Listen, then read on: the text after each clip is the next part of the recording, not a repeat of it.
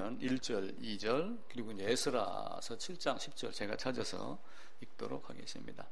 할렐루야. 내가 정직한 자들의 모임과 회중 가운데에서 진심으로 여호와께 감사하리로다. 여호와께서 행하시는 일들이 크시오니 이를 즐거워하는 자들이 다 기리는도다. 그래서 이 기린다라고 하는 뜻이 이제 개역 성경에는 연구한다 이렇게 되어 있습니다. 에스라서 7장 10절 제가 읽겠습니다. 719쪽인데 찾으신 분은 함께 읽어도 좋습니다. 에스라서 7장 10절입니다. 이제 5절에 보면은 그 아론이 나온 6대손, 아론의 제 16대 손 에스라가 등장을 하고, 이 에스라가 이제 포로 지역에 있을 때, 포로 지역에 있다가 다시 이제 귀환하는 그 장면을 말하며, 또 귀환해서 하는 일이 무엇인가를 말씀을 합니다. 에스라가 여호와 율법을 연구하여 준행하며 율례와 규례를 이스라엘에게 가르치기로 결심하였더라.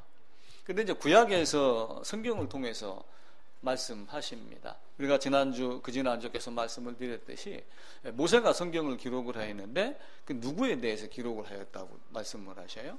내게 대하여 기록하였다라고 하며 예수님께서 직접 말씀을 하십니다. 그러니까 내게 대하여는 그 요한복음 5장에 나오는 대로 나에 대하여, 예수 나 자신에 대하여 기록하는 것이다. 그러니까 에스라가 성경을 가르치는 것도 사실은 누구를 가르치냐 하면은 예수 그리스도를 가르치는 겁니다. 그리스도 예수와 성막 이렇게 하면서 6번째 시간인데, 소 제목을 성막의 중요성이라고 하며 지난 6주간 동안 했던 내용을 총요약을 해서 한번 말씀을 드리도록 그렇게 하겠습니다. 그래서 제가 설교를 준비하면서 예전에 영화가, 지금 신은 죽지 않았다 3가 영화가 나왔다고 하더라고요. 그래서 제가 이번 주에 가서 한번 보려고 그럽니다. 근데 이제 그 리스트로벨이 쓴 책이 뭐냐 하면은 예수는 역사다 라고 하는 거예요. 예전에 요셉이 왔을 때 같이 한번 했었잖아요.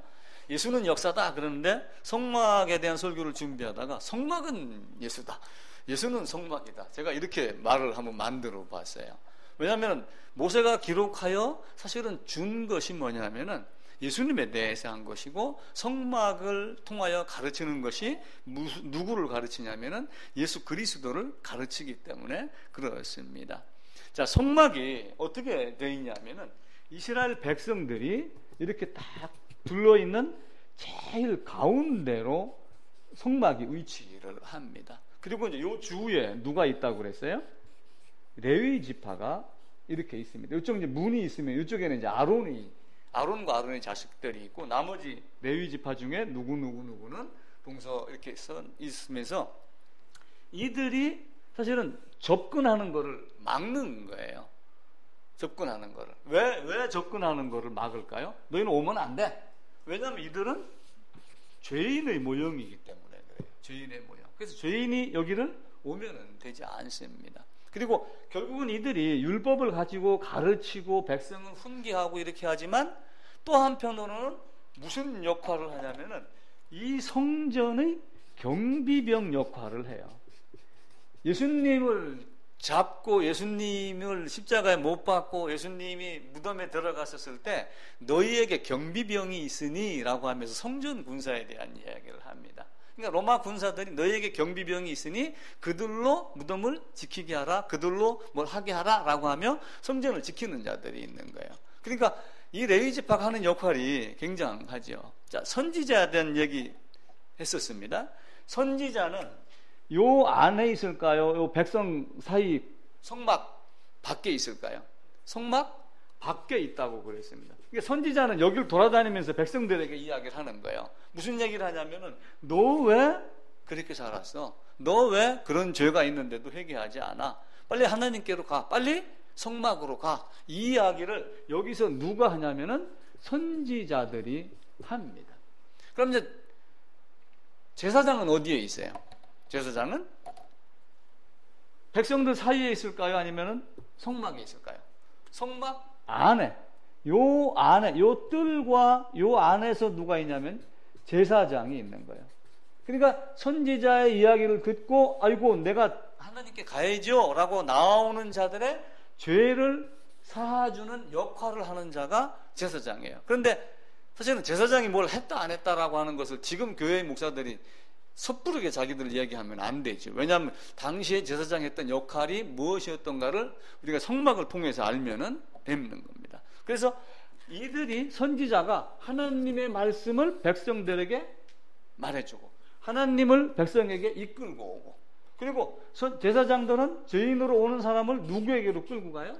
하나님께로 끌고 가고 하는 그 역할을 하는 겁니다. 그 중에 이제 대표적으로 누가 등장을 하냐면은 아론이 등장을 하는 거예요. 그러니까 아론은 어느 지파라고 그랬어요? 레위 지파입니다. 레위 지파. 그죠? 레위 지파가 등장을 해서 대제사장을 누굴 세웠냐면은 아론을 세운 거예요. 그런데 이 아론을 가지고 대표적으로 죄 사함에 대한 것을 가르친 것이 어디냐면은 레위기 16장입니다.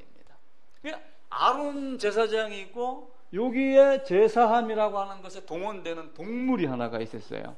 동물이 뭐였죠? 아사셀이라고 하는 죄를 짊어지고 가는 염소라고 하는 뜻입니다. 그러니까 신약 성경에는 양과 염소하며 염소를 부정한 것으로 이야기를 하지만 이때 당시에는 염소를 부정한 것으로 여기지 않았습니다. 그래서 염소를 사용해가지고 염소를 2마리를 갖고 하는 거예요. 왜 그러냐면은 한 마리는 죄의 값으로 뭘 하는 거예요? 속죄 제를 지냅니다. 또 하나는 2가지의 의미의 사역을 하는 거예요. 하나는 멀리 보냈다라고 하는 것을 우리 눈으로 직접 보여주어서 가르치게 합니다. 그래서 이 아론과 아사셀 염소, 그런데 이 아론을 우리가 뭐라고 얘기를 하냐면은 제사장, 대제사장 이렇게 얘기를 하죠. 근데 제사장, 대제사장으로 오신 분이 누구예요? 예수 그리스도. 그러니까 결국은 아론의 마지막으로는 누가 있냐면은 대제사장 예수가 있는 거예요. 근데 대제사장 예수에게는 2가지의 모습이 있어요. 제사장의 모습이 하나가 있고 하나는 또 뭐가 있어요? 희생 제물의 모습을 2가지를 다 갖고 있는 거예요. 예수님의 모습은. 그래서 아론과 동물의 머리 위에 안수하여 제물 내게 하는 희생 제물과 2가지로 구분이 됩니다. 그런데 마지막에 성막의 마지막 제사가 언제일까요? 성막의 마지막 제사. 저는 이렇게 해석을 했어요. 성막이 있는데 예루살렘이 멸망당하고 성전이 파괴되고 하면서 성막의 제사가 끝난 것이 아니고 성막으로 표현된 성전의 마지막 제사를 누가 이 땅에서 보였냐면은 예수님께서 요한에게 세례를 받으며 성막의 제사를 마지막으로 보여주셨다. 그리고 진짜 마지막은 십자가의 모습이겠죠. 그러니까 예수님은 삼중직이라는 게 있어서 뭘 하시냐면은 자, 희생 제물로 오셨어요. 6월절 어린 양입니다. 또 하나는 대제사장인 예수입니다. 그리고 또 하나는 예수님은 뭐예요? 왕이죠. 삼중직이에요. 그럼 하나님의 삼중직은 있을까요? 없을까요? 우리가 삼위일체 하나님 그렇게 얘기는 하지만 하나님의 삼중직 이야기는 사실은 잘 하지는 않습니다. 그런데 가만히 봐보세요. 예수님이 백성들을 꾸짖었어요? 그냥 무조건 칭찬만 하셨어요? 잘못한 사람들을 꾸짖었습니다. 성전에 가가지고 상을 뒤엎으셨어요.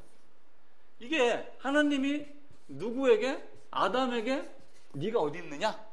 라고 했던 그 선지자의 역할을 이 하나님도 하신 거예요. 예수님도 꾸짖은 게 결국 무슨 역할을 한 거예요? 선지자의 역할을 한 거란 말이에요. 그런데 예수님이 나중에는 어디로 가신 거예요?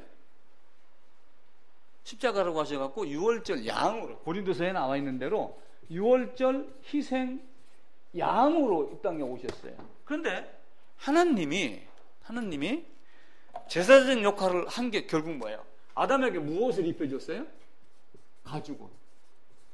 가죽옷을 만들려면 짐승을 죽이고 가죽을 벗겨야 되죠. 그걸 아담이 했을까요? 하나님이 했을까요? 그건 하나님이 하셨어요. 그럼 하나님이 손발이 없는데 어떻게 했느냐? 그건 나도 몰라요. 아담 스스로 자기가 옷을 만들어준 입은 것이 아니에요. 하나님이 해준 거예요. 그러니까 여기서 이 가죽 옷을 만들어준 이 의미가 뭐예요? 제사장 역할을 한 거예요. 하나님 왕, 삼위일체 하나님, 예수님 왕 해갖고 하나님의 삼중직이 있고 예수님의 삼중직이 있습니다. 물론 하나님의 삼중직이라고 얘기하는 사람이 없기 때문에 우리가 조심스럽게 이야기를 하지만 하나님이 세 가지 사역을 다 하셨단 말이에요. 그래서 이 땅에는 반드시 죄인과 의인, 자전거의 두 바퀴하고 똑같습니다.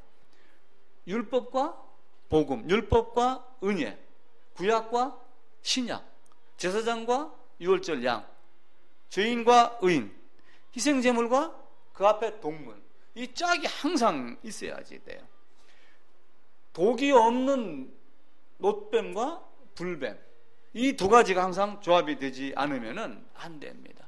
자, 구약에는 은혜가 있어요, 없어요? 구약 성경에는, 구약 시대는 은혜가 있었을까요, 없었을까요? 있죠. 왜 그래요?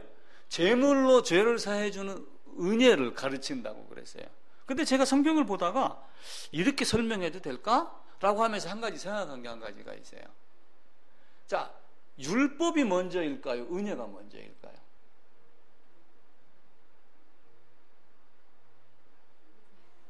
이게 참 애매모호한 거예요. 율법이 먼저냐, 은혜가 먼저.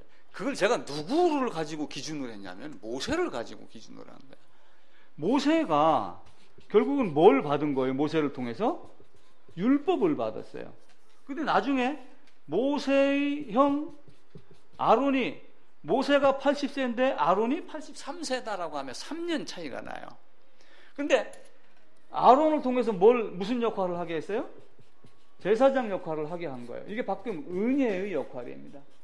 은혜의 역할. 그런데 율법이 율법으로 드러나기 이전에, 모세가 태어나기도 이전 3년 전에 누구를 미리 준비를 해놨어요?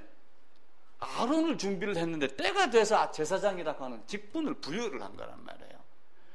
하나님이 때가 돼서, 갈라디아서 보게 되면 때가 돼서 그분이 때가 차면 이 땅에 오셨다, 때가 차면 율법의 아래로 오셨다. 근데 그 때가 차기 이전의 계획은 언제예요?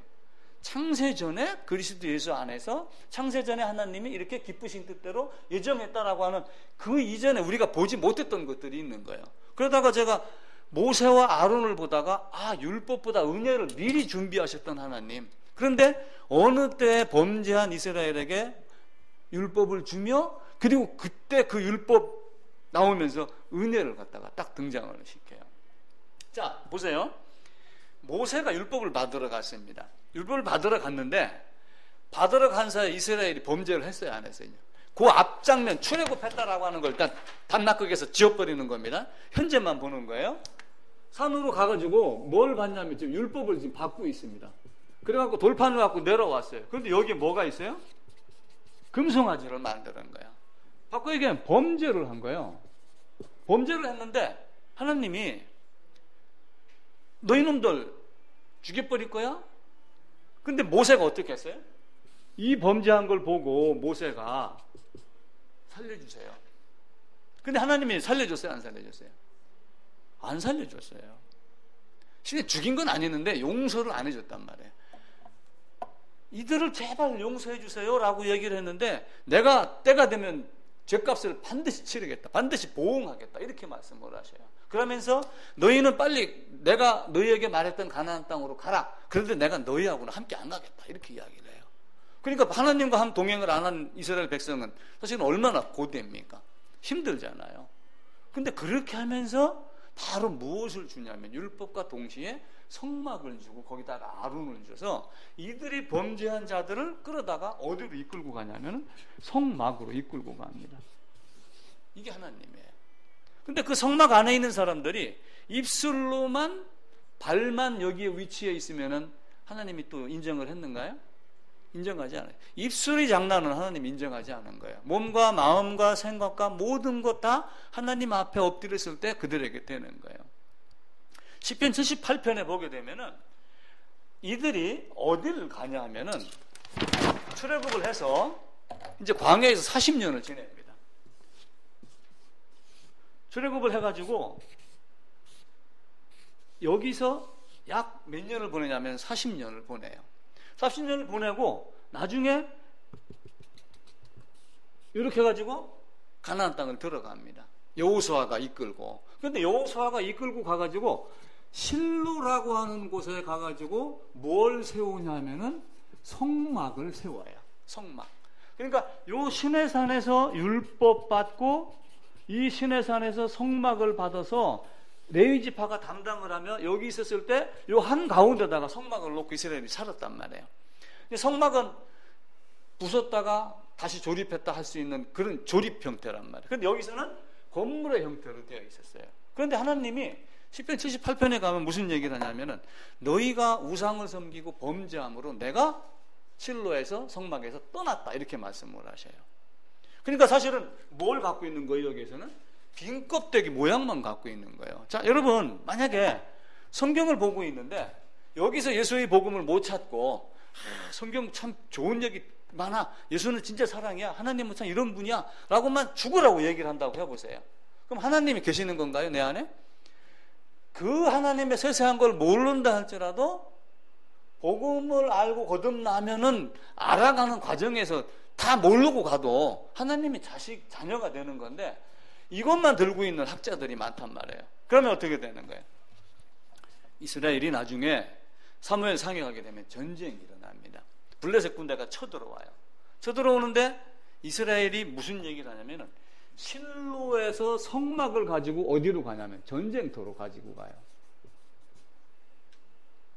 성막을 가지고 가면서 이게 부적같이 여기는 거예요. 성막이 있으면 이길 거다. 그런데 실로에 있는 성막에서 하나님이 떠나셨어요? 안 떠나셨어요? 범죄에서 떠난 상태가 된단 말이에요. 시편 한번 찾아보고 갑시다. 시편 78편입니다.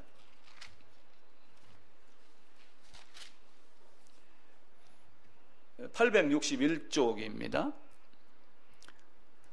78편 58절입니다. 861쪽, 60쪽. 58절부터 제가 읽을게요.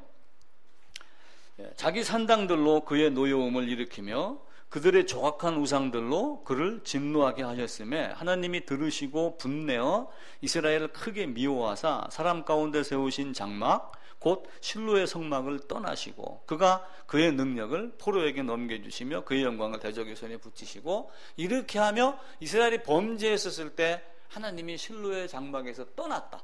근데 사실은 떠났다고 하여 완전히 버린 건가요? 그것을 얘기하는 건 아니에요. 왜냐하면 예루살렘 성이 파괴되고 포로로 끌려갔었을 때 우리가 이스라엘이 멸망당했다 이렇게 이야기를 하지만 실제 완전히 없어진 것이 아니고 완전히 멸하지는 아니하겠다라고 하는 것을 우리가 에레미야 30장 아모스 9장에서 한번 찾아본 적이 있었죠. 하나님은 그러면서도 백성을 또 지키시는 하나님이에요.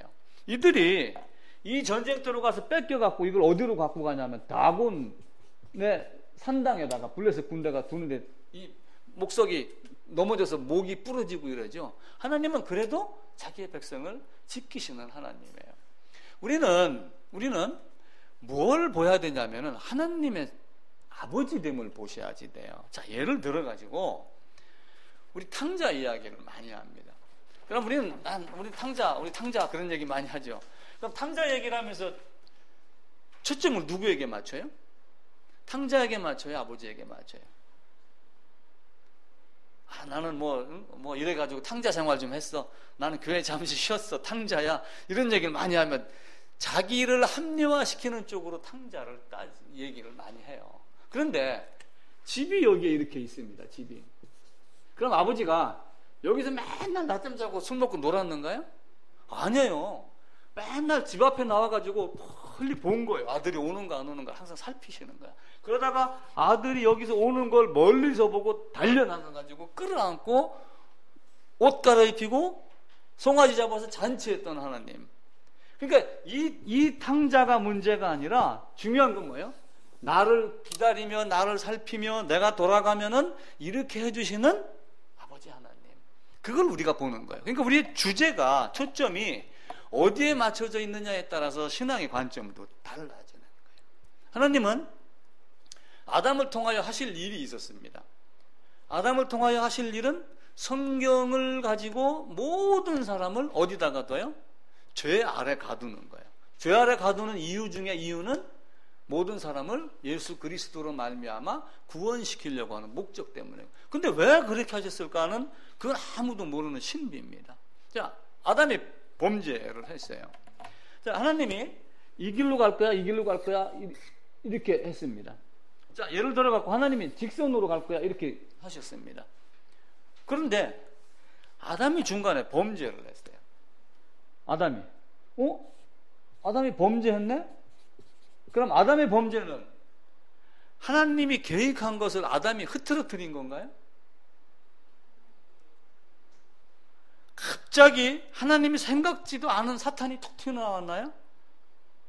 만약에 그렇다면 하나님은 하나님이 아니에요. 하나님의 계획은 아무도 간섭하거나 수정하거나 하나님의 뜻을 변경시킬 수 있는 능력이 아무도 없어요. 오직 하나님의 뜻과 계획과 생각과 실행은 하나님의 작정대로 다 되는 거예요. 그래서 바꿔 얘기하면은 아담의 범죄는 하나님의 계획이었다 이렇게 말할 수 있어요. 그 증거가 뭐냐면 에베소 1장에 나와 있는 대로 창세전에 그리스도 예수 안에서 이미 누구를 준비시켰어요? 모세가 태어나기 3년 전에 아론이 준비가 되어 있듯이 아담이 범죄하기 이전에 창세전에 예수 안에서 내가 어떤 존재로 다시 회복이 되어지는가라고 하는 것을 하나님은 미리 본 거예요. 근데 그걸 가지고 이제 많은 신학자들이 예정이다 아니다 이걸 놓고 싸우고 있는 거예요. 어느 교단에 가면 아니다, 어느 교단에 가면 맞다 이렇게 하고. 근데 성경이 뭘 말하는가를 우리는 봐야지 돼요. 그래서 율법보다 뭐가 앞서냐면 항상 은혜가 앞선다.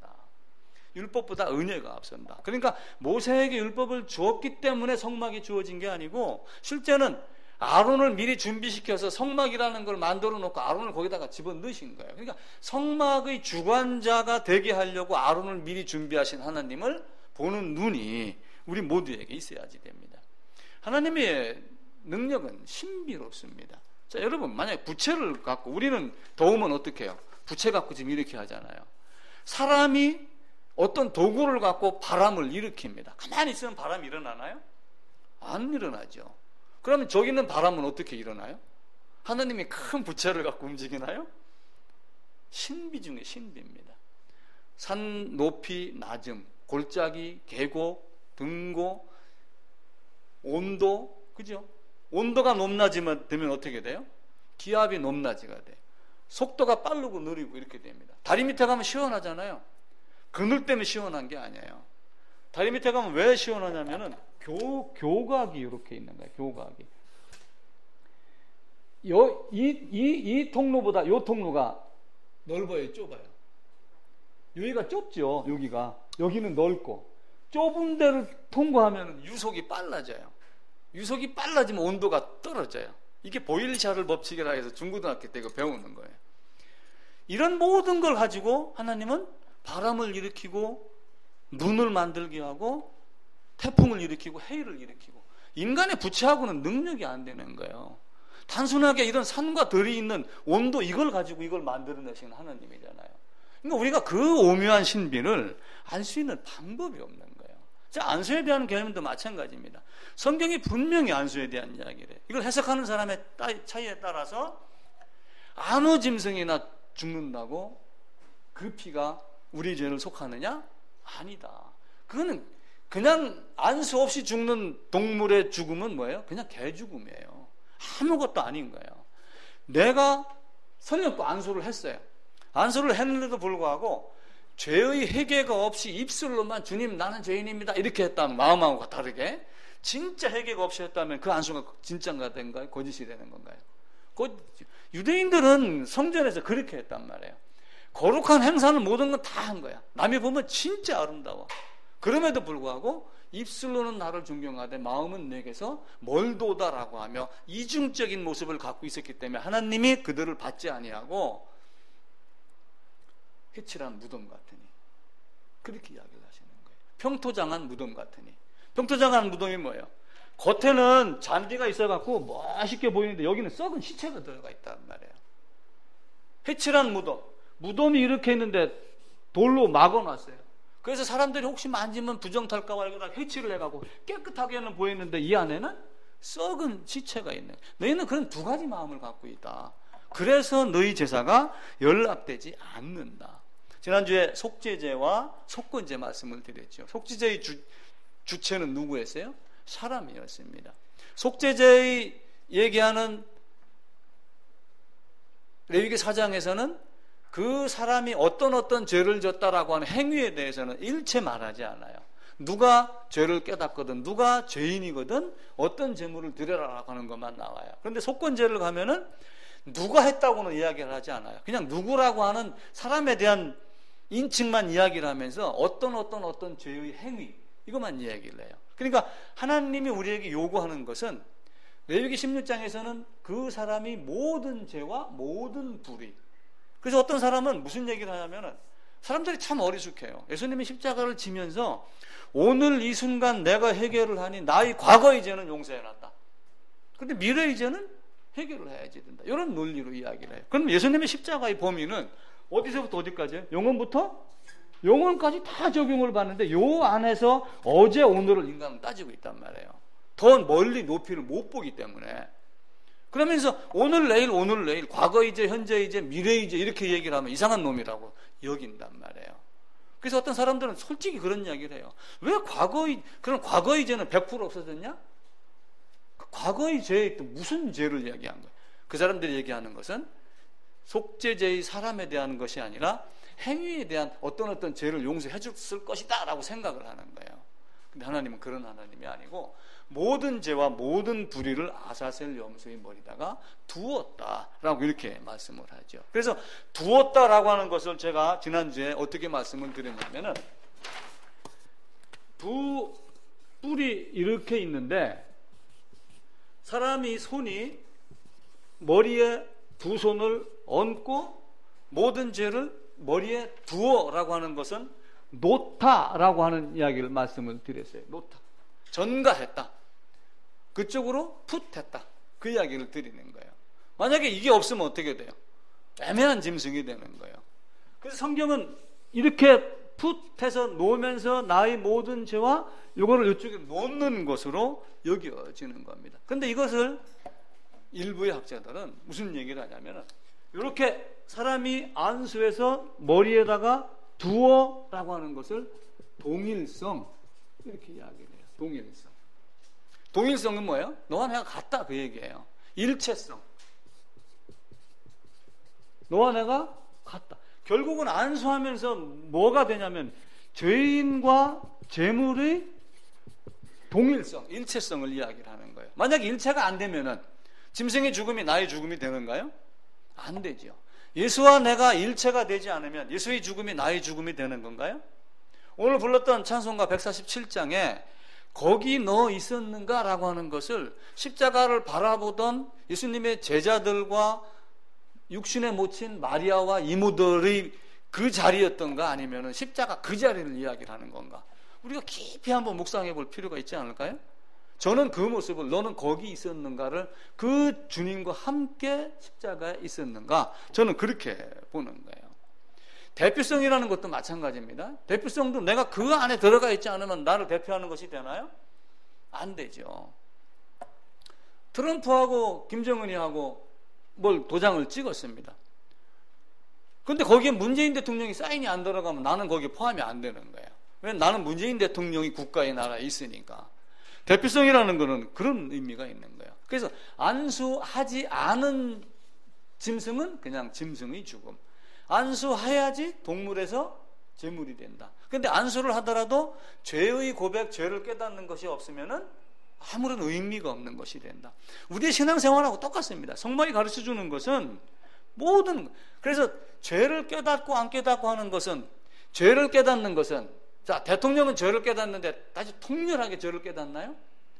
내가 죄를 깨닫는 것은 아주 그냥 이만큼 일반 국민이니까 민초니까 이만큼 죄를 깨닫는가요? 속죄는 누구에게나 똑같습니다. 하나님이 모세가 율법을 받고 모세가 율법을 받았습니다. 백성은 금송아지를 만들었어요. 모세가 기도를 합니다. 하나님 이들을 살려주세요. 아니야, 내가 보응할 거야. 그렇게 해놓고 모세를 통하여 동시에 준 게 뭐냐면은 성막의 제도를 준 거예요. 그래서 나중에 범죄한 이들에게 내가 너희와 함께 가지 않을 거야. 너희는 반드시 죽을 거야. 내가 심판할 거야. 이렇게 말해놓고 모세에게 다시 올라오라고 하며 이 율법 깨진 율판을 다시 주며 여기다가 플러스 뭘 해주냐면은 성막을 줍니다. 그러면서 성막을 만들어가는 중에 출애굽기 30장에 가면 뭐가 등장을 하냐면 속전이 등장을 해요. 속전. 속전은 뭐냐면은 속할 수 있는 비용. 속전. 속전을 사실은 누가 속전이냐면 예수님이 속전이에요. 근데 이스라엘 백성들이 제사장을 누가 하기로 되어 있어요? 이스라엘 백성은 레위 지파 아론의 지파가 하기로 되어 있었습니다. 제사장은. 자, 그런데 제사장은 아론 지파가 하기로 되어 있었어요. 레위 제사장이죠. 이거 이제 말씀드렸던 거예요. 그 이전에는 누가 제사장이었어요? 가장, 족장.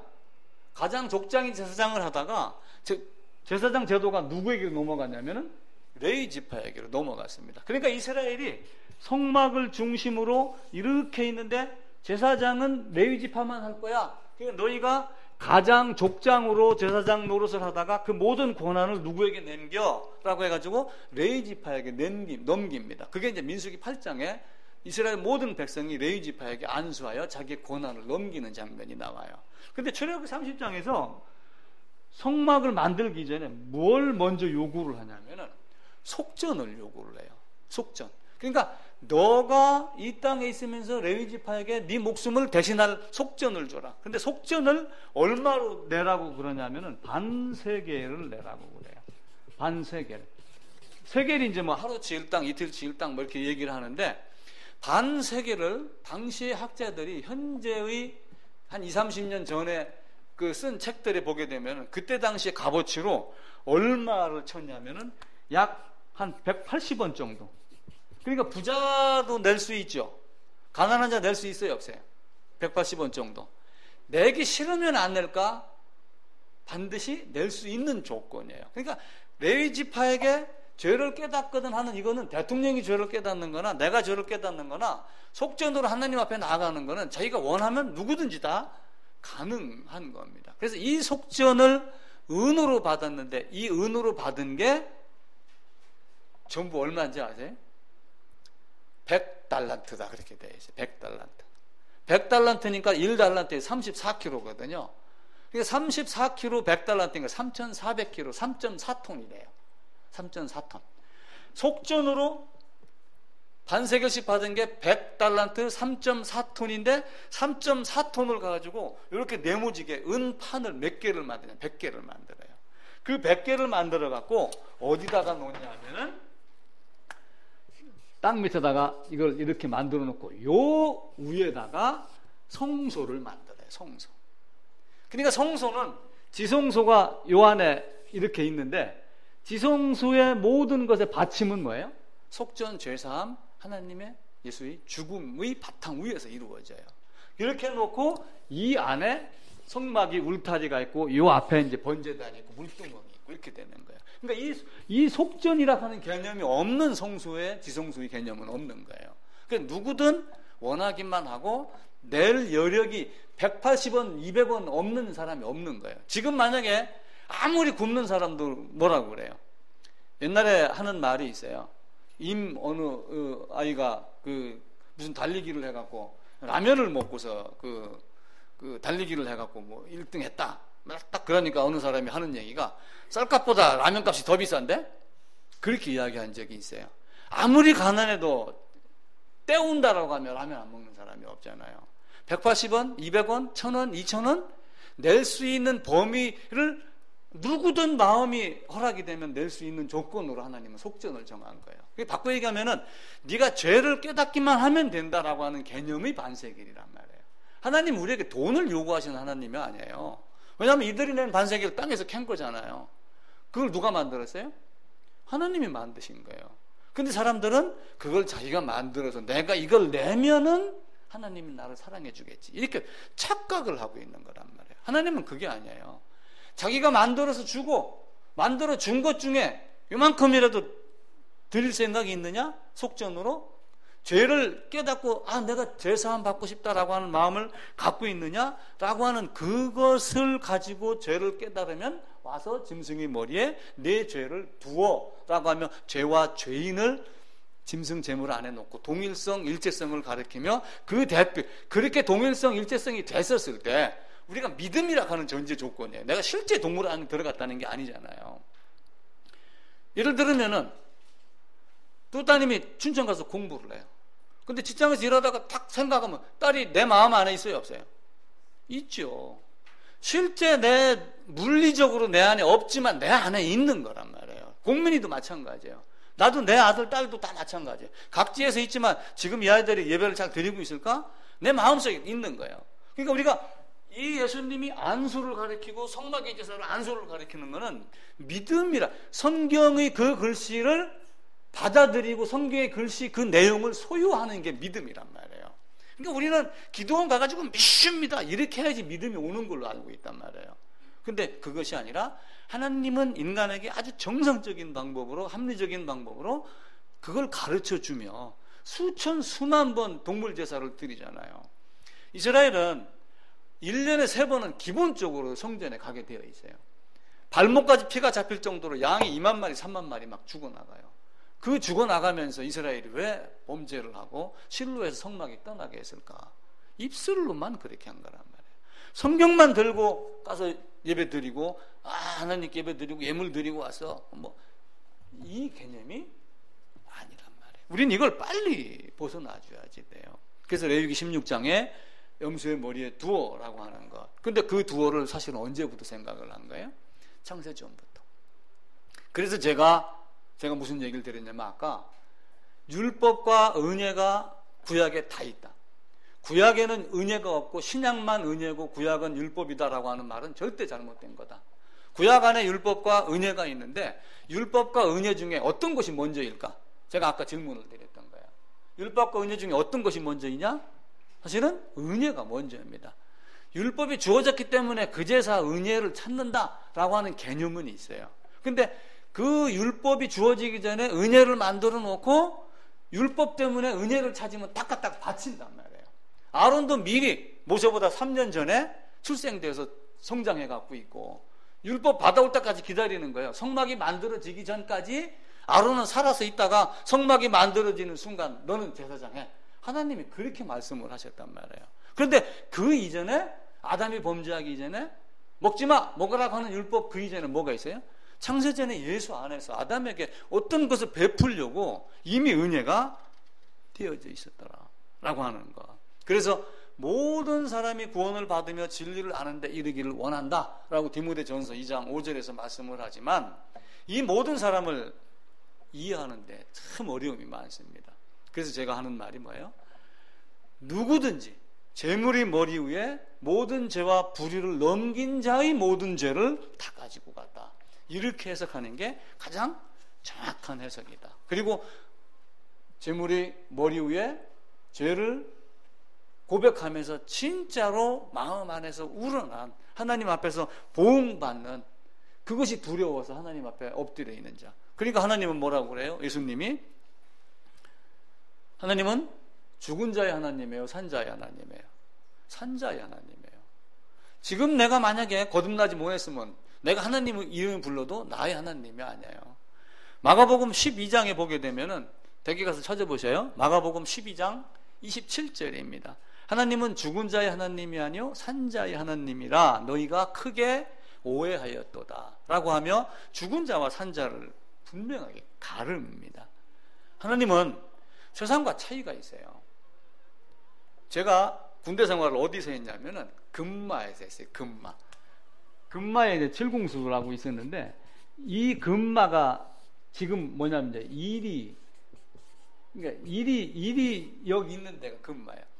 제가 제대하고 몇 달 지나고 나니까 어떤 사건이 터졌냐면 이리역에서 폭탄 터지는 사건이 한 번 있어요. 혹시 기억나세요? 그게 77년도인가 그래요. 제가 76년도에 제대를 했으니까 이리역에서 화물차에다 폭탄을 싣고 가는데 그게 뭘 잘못해갖고 폭탄이 터져갖고 이리 시내가 막 쑥밭이 됐어요. 그때 이리 시내에서 누가 뭘 했었냐면 하춘아가 공연을 하고 있었어요.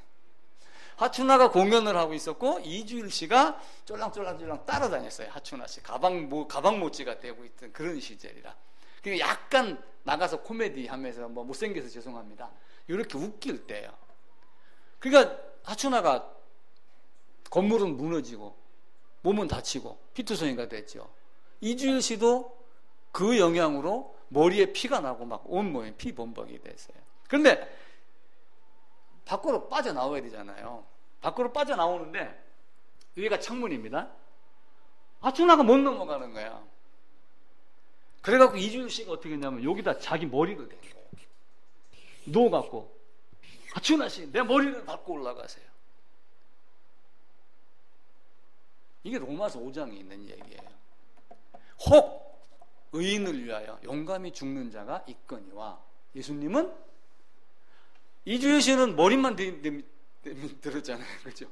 예수님은 자기 몸 전체를 죽이신 거예요. 이때부터 이주일 씨가 뜨기 시작. 하춘아가 가는 곳에는 항상 이주일이가 뜨면서 그때부터 코미디 황제의 등극의 시작이 되는 거죠. 이주일 씨는 머리를 바치면서 하춘아를 살리려고 그랬지만 예수님은 자기의 모든 것을 다 버려서 한 분 하나님이 자기가 이 땅에 오셔서 하나님과 동등된 것으로 취하지 아니하시고 자기를 십자가에 죽여서 나를 살리신 하나님, 그 하나님을 우리가 보여야 되는 거예요. 그것을 우리가 뭐라고 얘기를 하냐면 은혜, 이렇게 이야기를 해요. 은혜는 내가 특별한 존재다라고 한 특별이라는 뜻이 들어가요. 왜 내가 특별한 존재일까요? 창세전에 나를 예정했잖아요. 누구 안에서? 예수 안에서. 그게 안 믿어지나요? 성경에 그렇게 기록이 되어 있는 거예요. 그걸 안 믿어지면 성경을 안 믿는 거예요. 우리가 그 성경의 말씀을 보고 하나님이 그렇게 하셨구나. 모세가 나기 3년 전에 아론이 미리 준비가 되어 있었구나. 아브라함이 이삭을 제단에 번제로 드리면서 사실은 누구를 가리킨 거예요? 예수 그리스도를 가리킨 거예요. 이삭이 단 위에서 칼로 찌르려고 하는데 잠깐 멈춰라 라고 하면서 누가 준비가 되어 있더라? 양이 준비가 되어 있더라. 그 양은 누구를 이야기를 하는 거예요? 예수. 이삭이 그 모리아산으로 올라가기 이전에 이미 양이 걸려 있었던 거예요. 하나님은 우리에게 그 은혜를 베풀어 주시는 거예요. 나는 특별한 존재예요. 성경이 얘기하는 그 내용을 내가 갖는 것, 성경이 내용하는 그 내용이 내게 믿어진 것이 믿음이에요. 우리는 믿음을 자꾸 다른 쪽으로 생각을 하시면 안 된단 말이에요. 그래서 믿음만큼 쉬운 것이 없어요. 왜냐하면 기록이 되어 있는 것을 믿고 안 믿고는 하나님의 뜻에 따라 결정이 되는 거예요. 왜 어떤 사람은 믿어지고 어떤 사람은 믿어지지 않을까요? 참 이게 묘합니다. 모든 사람이라고 이야기를 하면서 양과 염소를 갈라놓으신 하나님. 하나님은 이 두 모습을 볼 줄 알아야지 돼요. 하나님은 사랑이시다 이런 얘기 많이 하죠. 예수님은 사랑이시다 그러죠. 예수님이 사랑인데 사람들이 찾아가서 주님께서 나를 길에서 가르치지 않았습니까? 이렇게 얘기를 했을 때 아니 혼인잔치에 초대를 해갖고 예복 그까지가 안 입었다고 밖으로 쫓아내서 바깥 어두운 데 내던지라고 하는 그게 사랑이에요? 하나님의 기준이 명확한 거예요. 예복이라고 하는 것. 혼인잔치라고 하는 그 잔치 자리가 중요한 게 아니고 예복을 입고 앉았느냐 예복을 입지 않고 앉았느냐 그 한 가지를 보시는 하나님이란 말이에요. 그러니까 예복을 입은 자에게는 무한한 사랑이고 예복을 입지 않은 자에게는 그 하나님의 표범과 같이 바뀌시는 하나님이란 말이에요. 우리가 그걸 보지 아니하고 하나님은 사랑이야 하나님은 사랑이야 라고 하는 거기에 목매어 있다가 마지막 날 당신이 나 가르치지 않았습니까? 라고 내가 너를 도무지 몰라 이렇게 얘기하면 얼마나 가슴이 쓰라리겠어요. 나를 예수에게 넘겨주는 것, 그 안수의 개념을 여러분들이 철저하게 아셔야지 돼요. 신문에 나온 글이 있어서 제가 잠깐 소개를 할게요. 동아일보에 나왔던 이야기입니다. 요즘에 개 때문에 난리 나죠. 집집마다. 여름에 덥다고 창문 열어놓으니 막 개 짖는 소리가 더 들려오고 그럽니다. 그런데 요즘에 사람들이 개를 2마리를 끌고 다닌대요. 항상 2마리의 개를 끌고 다니는 사람. 난 어떤 사람이 2마리의 개를 끌고 다니나 그랬어요. 개를 한문으로 뭐라고 그래? 유기견 그러잖아요. 견. 이 사람은 심리학자가 쓴 거예요. 두 마리의 개를 끌고 다니는데 한 마리는 편견이라고 하는 개를 끌고 다닌다. 편견. 두 번째는 선입견이라고 하는 견을 끌고 다닌다. 이 두 마리의 개를 버리지 않으면 절대로 안 되는 거예요.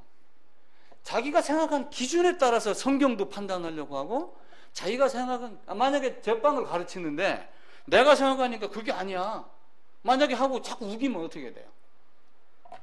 아이고, 그 백종원의 골목 식당에 국수집 한번 찾아서 유튜브 한번 봐보세요. 그 아줌마가 아무리 멸치 다시를 내면 백종원이가 가르쳐도 얼굴 인상이 그 진짜 똥같이 되면서 그 고집 부리면서 나는 그래도 당신 못 따라 이게 나와가지고 저 그거 편집해갖고 나중에 강의할 때 한번 쓰려고 그래요. 사람들이 그렇게 하고 있는 거예요. 그 두 마리의 개를 끌고 다. 편견은 뭐예요? 이미 한쪽으로 치우쳐져 있는 어떤 자기의 마음이에요. 자기 어떤 고정관념, 자기가 생각한 이걸 정해놓고 시작을 한단 말이에요. 그러니까 신앙이 돼야 안 돼요. 그럼 신앙 절대로 안 됩니다. 하나님이 뭘 말씀하는가를 자꾸 우리가 묵상을 하고 그걸 찾아 나가야지 되는데, 자기가 본 것만 가지고 따진단 말이에요. 만약에 내가 구약에서 율법보다 은혜가 앞선다 라고 하는 말을 이해하는 사람은 이해를 하지만 이해 못하는 사람은 내가 나쁜 놈 되는 거야. 저 새끼 성경에 없는 말 한다, 이렇게 말할 수가 있다니까요. 근데 그 아론이 먼저 태어난 것, 그 예를 들어서 제가 설명을 하는 거를 창세전에 예수 안에서 예정한 것, 그걸 이해를 하면은 내 한 말이 맞구나, 내가 못 본 걸 저 인간이 봤구나, 이렇게 생각을 할 수가 있는 거예요. 이 두 마리의 개를 동물보호소에 딱 보내고 딱 잘 없애야지 됩니다.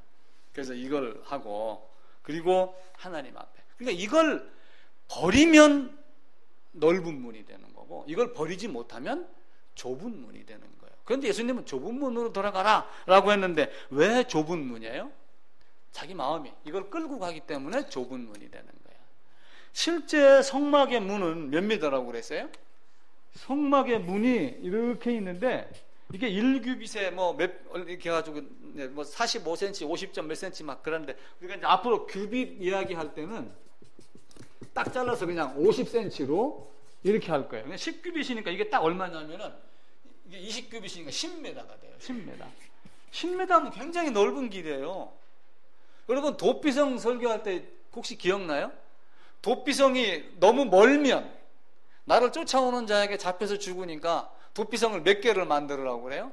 6개. 군데군데다 다 포진을 해놓은 거야. 지금 파출소 지역에 있듯이 어디든지 가서 숨을 수 있는 장소를 만들어놔요.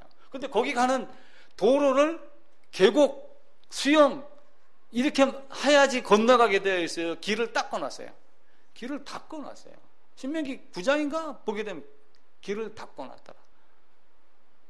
사람들이 빨리 갈 수 있도록 가까운 곳에 도피성을 만들어놔라. 이 넓은 길인데 이걸 갖고 있기 때문에 이거 좁은 문이 된단 말이에요. 참 성경은 희한합니다. 왜 네 부모와 자식과 처자까지 미워하지 아니하면 이렇게 해놨을까요?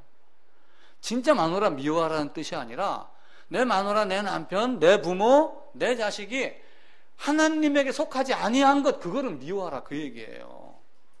그렇게 됐었을 때 내가 하나님께 나아가는 그 길이 되는 거예요. 또 진짜 친구는 누구예요? 이웃에서 같이 커피 마시는 사람? 아니에요. 진짜 친구는 예수님이 내가 너희를 이제부터는 친구라 하였노라 라고 하는 그 자리로 우리가 들어가줘야지 됩니다. 그래서 하나님께 속하지 아니한 것은 얄짤없이 끊어야지 돼요. 제가 어제 우리 둘째 사위가 왔다 갔어요. 오늘 출근한다고 일찍 갔습니다. 주일날 예배당 열심히 나가? 아무 소리 안 해요. 야, 뭐 어차피 이제 한 20년 뒤면 나도 가서 자네하고 나하고 영원히 못 보는데 지금부터 아예 만나지 말자. 그랬더만 씩 웃더라고요. 왜냐하면 영원한 생명과 영원한 사망으로 갈라지잖아요. 그 마음이 얼마나 아프겠어요. 그래서 그 영원한 생명이 아닌 것을 우리가 미워해야지 영원한 생명에게 되는 거예요. 하나님의 두 가지 모습 말씀드렸잖아요. 하나님은 사랑이지만 하나님은 심판이 있어요. 하나님은 왜 너희가 우상을 섬김으로 나로 진노하게 하느냐는 진노를 갖고 있는 거예요. 그러니까 하나님이 사랑을 받으려면은 뭘 따져야 되냐면 공의라고 하는 걸 알아야 돼요. 공의. 공의는 뭐예요? 안수를 했지만 죄를 깨닫지 않는 안수는 필요 없다. 짐승을 잡았지만 안수하지 않는 짐승의 제물은 의미가 없다. 하나님은 사랑인데 반드시 무엇을 근거로 한 사랑이에요? 공의라고 하는 그 누구도 예의 없이 동일하게 법의 저촉을 받아서 심판이 대상이 되고 심판을 통과하셨을 때 하나님이 나를 사랑하시는 하나님, 그걸 보는 거예요. 그래서 하나님은 우리에게 정말로 쉬운 하나님이에요. 수건 쓰는 모임이 있어요. 그죠? 어떤 데 가면은 이렇게 이제 머리에다 수건을 쓰고, 옛날에 구약시대에 수건을 썼던 데도 있습니다. 지금도 성당에 가면은 하나님 면전에서 이렇게 해가지고 수건을 얼굴에다 쓰고 머리 감고 또 이렇게 하고 그럽니다. 신부가 나갈 때 사실은 면사포를 이렇게 있다가 신랑이 와서 면사포를 이렇게 씌워주고 그러죠. 신랑을 만나면은 면사포가 수건이 가려져요. 그래서 고린도후서에서 바울이 무슨 얘기를 했냐면은 너희 마음이 완고하여 구약을 읽을 때 아직도 그 수건이 벗겨지지 아니하였다. 그렇게 말을 해요. 우리 찾아봅시다. 고린도후서입니다. 고린도후서 3장.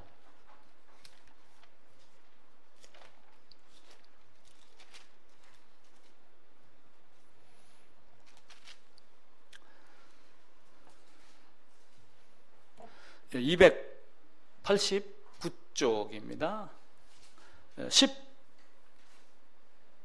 14절입니다. 14절. 제가 읽을게요. 그러나 그들의 마음이 완고하여 오늘까지도 구약을 읽을 때 그 수건이 벗겨지지 아니하고 있으니 그 수건은 그리스도 안에서 없어질 것이라. 율법보다 은혜가 먼저입니다. 예수를 먼저 알고 거듭남을 알면은 성경이 보이기 시작을 해요. 그래서 성경을 아는 것이 먼저냐, 구원받는 것이 먼저냐? 성경을 알아야 구원받지. 그러는데 물론 알아야죠. 근데 냉철하게 따지면은 은혜가 먼저 준비가 되어 있고 법을 지켜서 성화의 과정은 2차적인 문제로 바뀌어 나감을 우리가 아셔야지 됩니다. 성막의 문과 교회당 문은 달라요. 그죠?